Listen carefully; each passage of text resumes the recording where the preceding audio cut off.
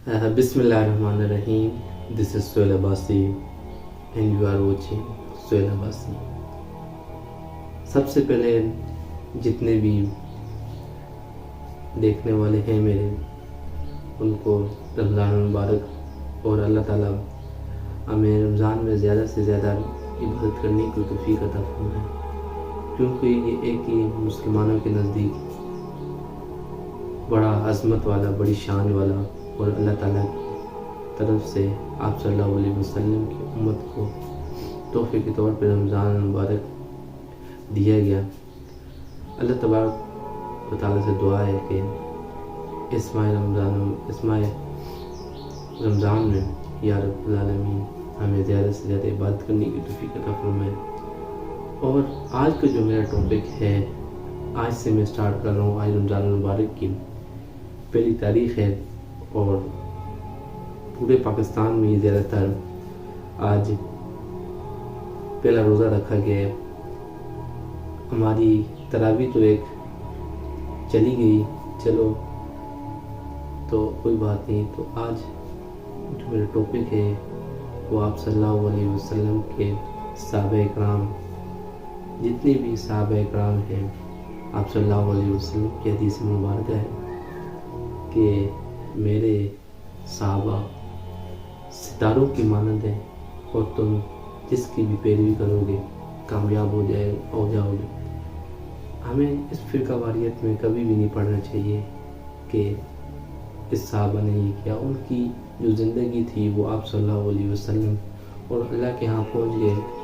तो हमें आपस में प्यार और मोहब्बत, जहाँ इख्तलाफ है, जहाँ दो बर्तन होते हैं वो आपस में टकराते हैं, इख्तलाफ है, डिफरेंस ऑफ ओपिनियन दीन का हुस्न है, ये रखना चाहिए।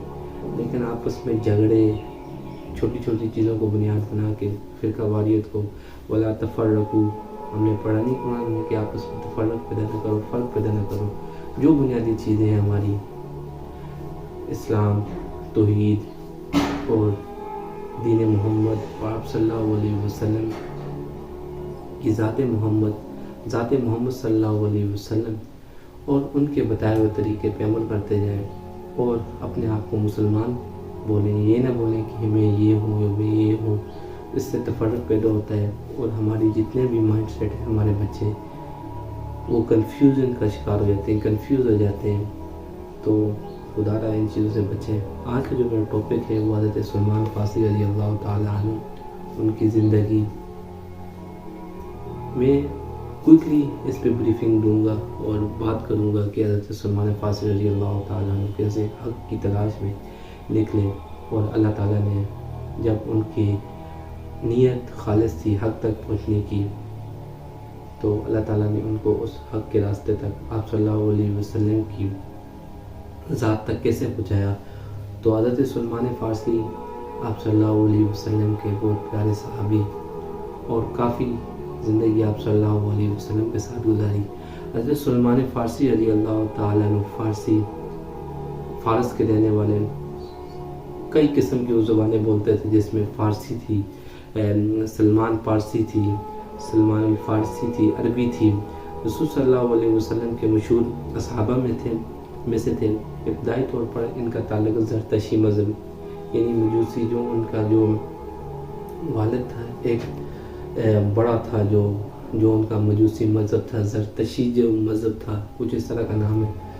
तो उसके एक बड़ा पोप था, यानी चीफ ऑफ कमांडर था, सब कुछ उसके पास थे। यानी ऐसी ज़िंदगी छोड़ के जहाँ पे आप पॉलिटिकली बहुत मजबूत थे, हम करियर के बारे में सोच रहे होते थे। सलमान फ़ारसी का एक फाइनेंशियली भी मजबूत थे और एक मजहबी तौर पे भी मजबूत थे, हर चीज़ उनके घर में मौजूद थी।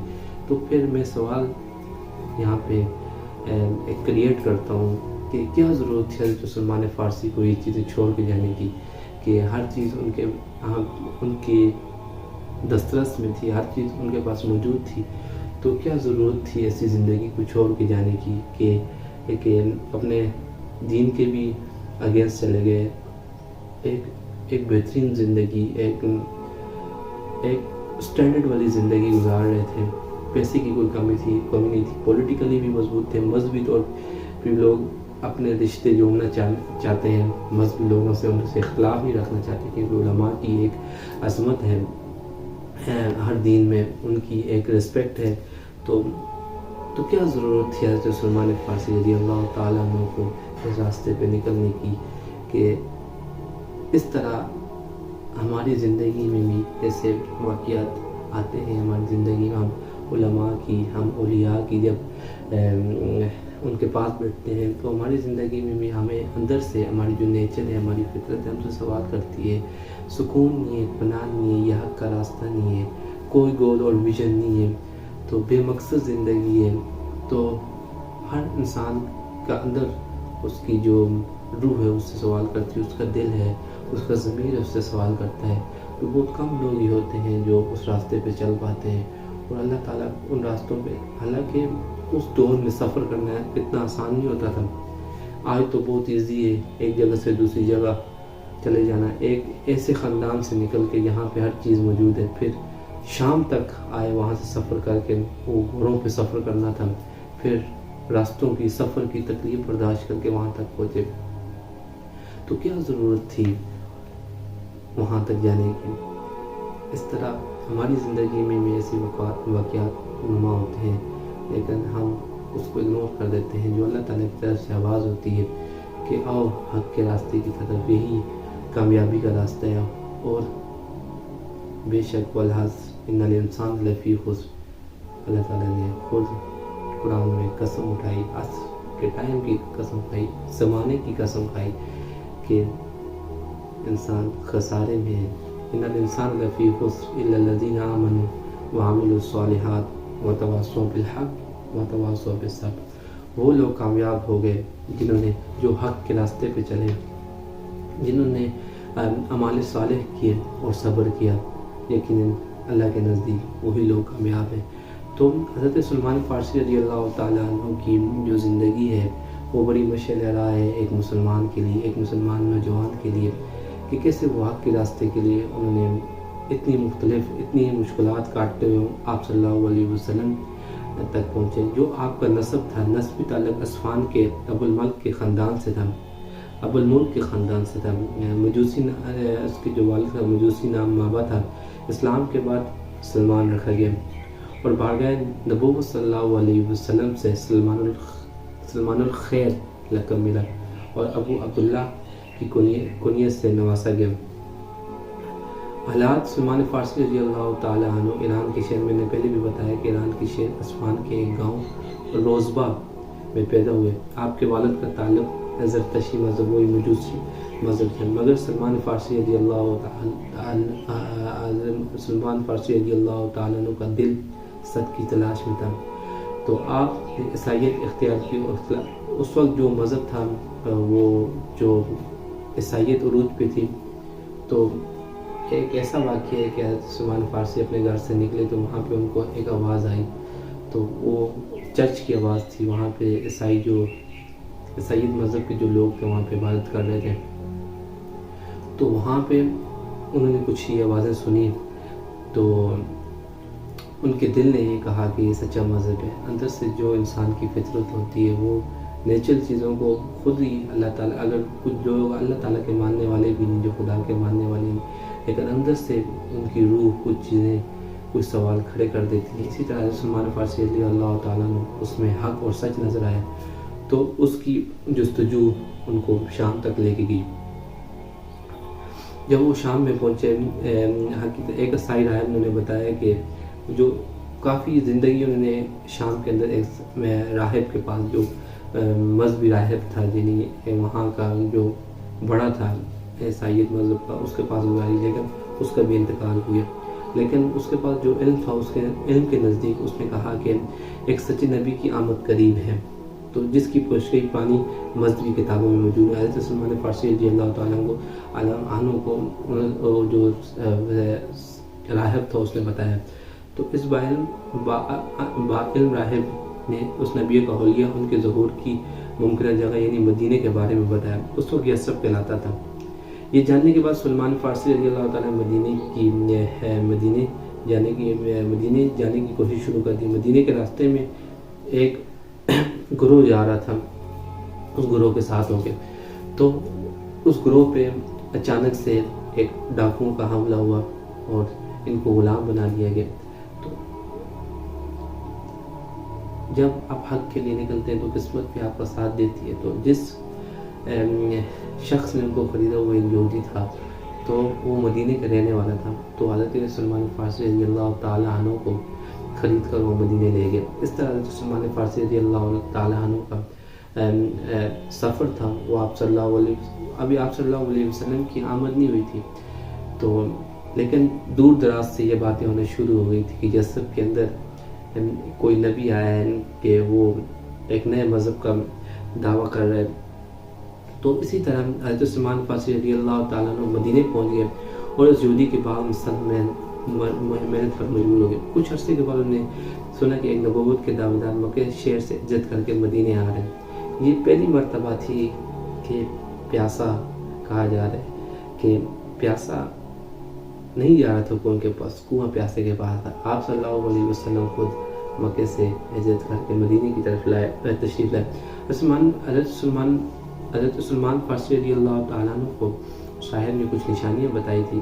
ان کی خصوصیات کو حضرت سلمان فارسی رضی اللہ تعالیٰ عنہ نے پہچان لیا. یعنی آپ نے سب سے پہلے کچھ کھجوروں کا، اس نے کہا تھا کہ وہ صدقہ نہیں لیں گے لیکن ہدیہ قبول کریں گے. تو حضرت سلمان فارسی رضی اللہ تعالیٰ عنہ نے بارگاہ رسالت صلی اللہ علیہ وسلم کی بارگاہ میں پہلے صدقہ پیش کیا. تو آپ صلی اللہ علیہ وسلم نے اس کو ریجیکٹ کر دیا، اس کو قبول نہیں کیا. تو دل میں خیال آیا چلو ایک نشانی تو نزدیک ہوئی، یعنی جو شک تھا وہ پکا ہونے لگا اور ہدیہ پیش کیا. تو آپ صلی اللہ علیہ وسلم نے قبول کر لیا. اس طرح آپ صلی اللہ علیہ وسلم کی ملاقات حضرت سلمان فارسی رضی اللہ تعالیٰ عنہ کو ہوئی.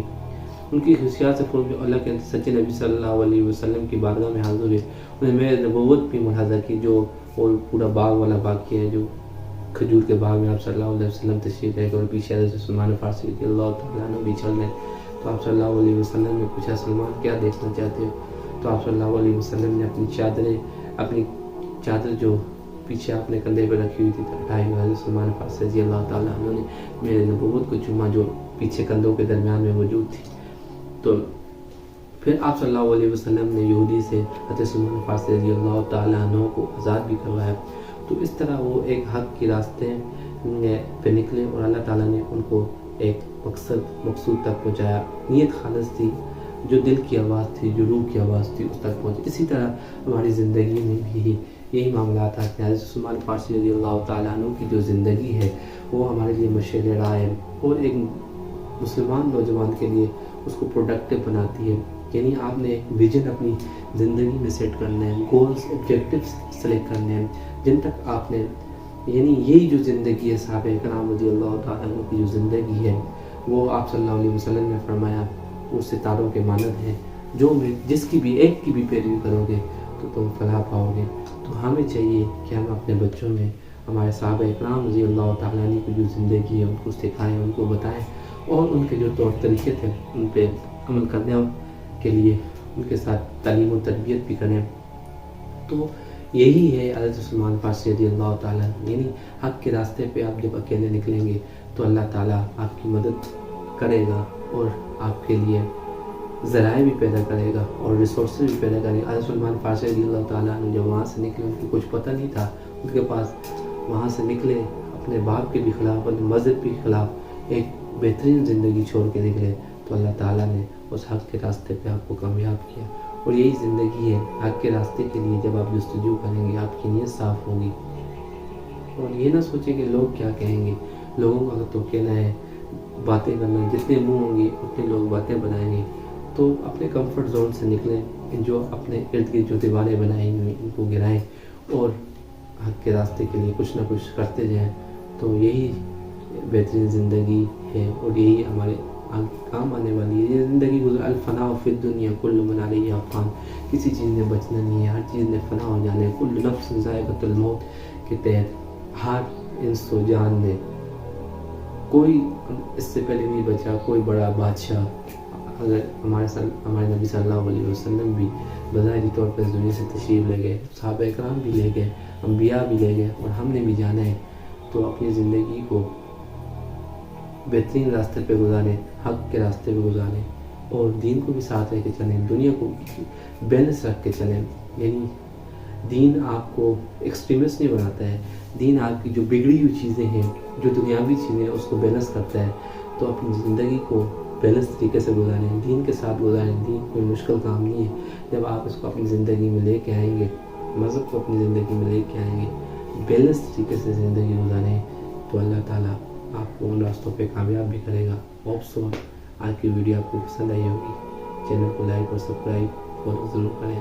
خدا حافظ.